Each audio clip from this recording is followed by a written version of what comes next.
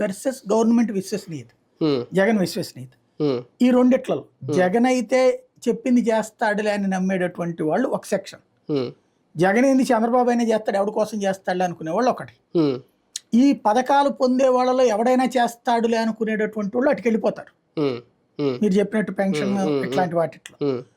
మిగతాకి సంబంధించి చేస్తారని నమ్మేవాళ్ళు అటుకెళ్తారు.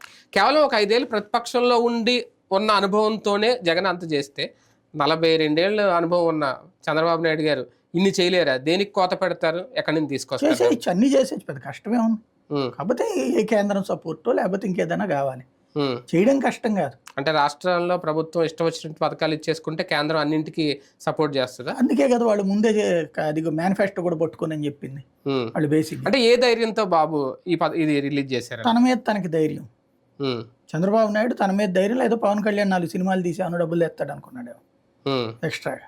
ఉమ్.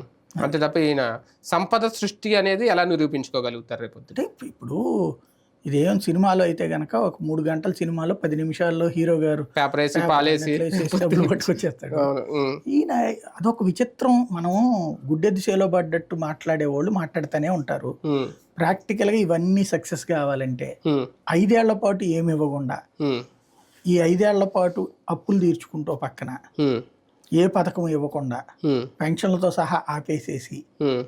ఆదాయం పెంచుకోవడానికి